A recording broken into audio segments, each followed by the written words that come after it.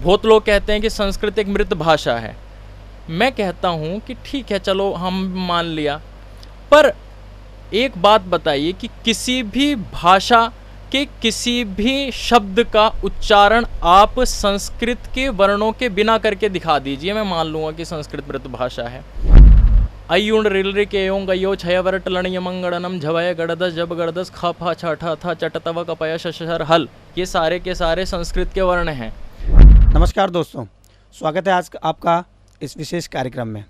दोस्तों, आपने विविध भाषाओं में अलग अलग गाने, अलग अलग संगीत, अलग अलग कविताएं, अलग अलग रचनाएं सुनी होंगी, लेकिन आज हम जिस विशेष व्यक्ति से आपको मिलाने जा रहे हैं, उनकी गाने की शैली और उनके गाने की भाषा उस भाषा में है जिसे दैवीय भाषा कहा जाता है और जो हमारी प्राचीनतम भाषा में से एक है। आज हम स्वागत करते हैं शुभम जी का।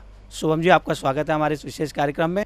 शुभम जी, सबसे पहला सवाल तो मेरा यही रहेगा कि जैसे हम आज के टाइम को देखते हैं तो इसमें जो कुछ भाषाओं को विशेष प्रचलन में लाया गया, जैसे हिंदी, इंग्लिश हो गया और दूसरी विदेशी भाषाओं का ज़्यादा प्रचलन हो रहा है, तो आपका ध्यान कैसे जो है ये संस्कृत की तरफ गया और आपने कैसे सोचा कि अपनी इस भाषा को जो है आगे बढ़ाना चाहिए या इस पर कुछ काम करना चाहिए? जी, सबसे पहले तो आपका बहुत बहुत धन्यवाद। मेरी जो पृष्ठभूमि रही है वह, और मेरे परिवार की जो पृष्ठभूमि रही है वह पूर्व से ही भारत की एक आधारशिला के रूप में जो भाषा है, जिससे पता चलता है कि भारत का अस्तित्व ही उस भाषा के ऊपर निर्भर है, ऐसी पवित्र भाषा, देव भाषा वह संस्कृत है।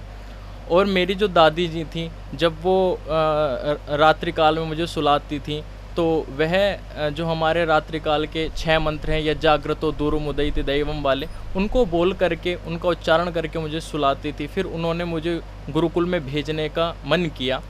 मेरी जो माता जी हैं वह भी संस्कृत की शिक्षिका हैं। मेरे पिताजी भी आर्य समाज से जुड़े हुए हैं एवं राष्ट्रीय स्वयंसेवक संघ से जुड़े हुए हैं, और वहाँ पर हर एक क्षेत्र में, चाहे आर्य समाज, चाहे संगठन हो या हमारा गुरुकुल हो, वह केवल भारत की जो पवित्रमयी भाषा है, भारत की जो आधारशिला है, संस्कृत को ही उन्होंने आगे बढ़ाने का एक प्रण लिया है। और जब मैं गुरुकुल में गया तो मैंने देखा कि भारत का यदि अस्तित्व है, और भारत के अस्तित्व में 5 चीज़ आती हैं: भारत की संस्कृति, भारत की सभ्यता, भारत की परंपरा, भारत का इतिहास और भारत की भाषा।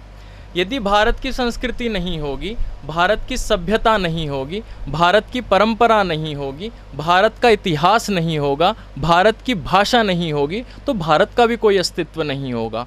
और भारत का अस्तित्व नहीं है तो भाई आप कौन सी भाषा का उच्चारण करेंगे? किसी में भी आनंद नहीं आएगा और किसी का भी अस्तित्व नहीं होगा, हमारा स्वयं का अस्तित्व नहीं होगा। तो भारत के अस्तित्व को जीवित, इसलिए आपने देखा होगा कि मैकॉले ने कहा था, और मैक्स मुलर ने, ये जितने भी वैदेशिक विद्वान हैं, इन्होंने कहा था कि यदि भारत को परास्त करना है तो आप ऊपर से चोट मत मारो, अपितु इनकी संस्कृति पर, इनकी सभ्यता पर, इनकी परंपरा पर, इनकी भाषा पर चोट मारो, आप भारत को जीत लोगे। और क्या हुआ? यही हुआ। भारत की संस्कृति पर चोट लगी, भारत की भाषा पर चोट लगी।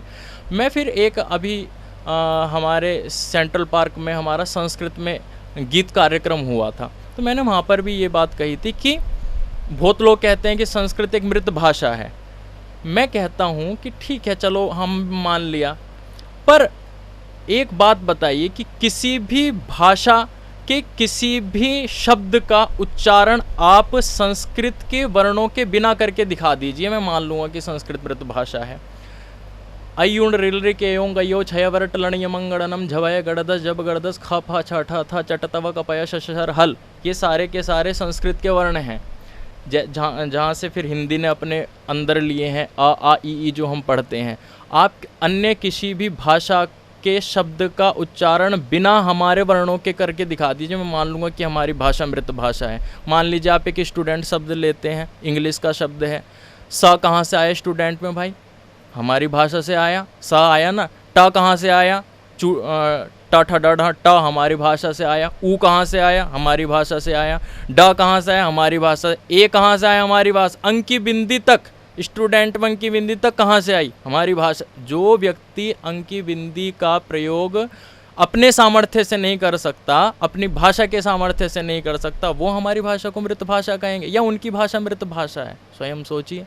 तो इसलिए संस्कृत सभी की आधार भूमि, और संस्कृत यदि है तभी भारत है। तो यहाँ से फिर हमें एक हमारे अंदर एक आत्मविश्वास आता है कि संस्कृत को बचाना चाहिए, संस्कृत को आगे ले जाना चाहिए। संस्कृत नहीं है तो भारत नहीं है। बड़ी रोचक जानकारियाँ आपने दी शुभम जी, शायद इससे पहले जानने को शायद हमें नहीं मिली थी। अच्छा, मैंने संस्कृत पढ़ते हुए और संस्कृत के बारे में बताते हुए तो कई लोगों को सुना, लेकिन मुझे एक जानकारी मिली कि आप संस्कृत में गाने भी गाते हैं। जी। तो वो थोड़ा सा एक अलग अनुभव होगा। तो मैं चाहता हूँ कि हमारे दर्शकों के लिए कोई एक आपका कोई ऐसा गीत जो आप संस्कृत में सुनाना चाहें। जी। म्यूजिकल सुना सकें तो और भी अच्छा, मतलब संगीत के साथ। जी अवश्य। एक इस पर ट्रैक चला देते हैं और फिर सुनते हैं। ठीक है, मैं आपको एक गीत सुनाता हूँ। आपने गाना सुना होगा संदेशे आते हैं, उसकी अंतिम वाली जो कड़ी है वो संस्कृत में हम कैसे गाएंगे वो मैं आपको सुनाता हूँ।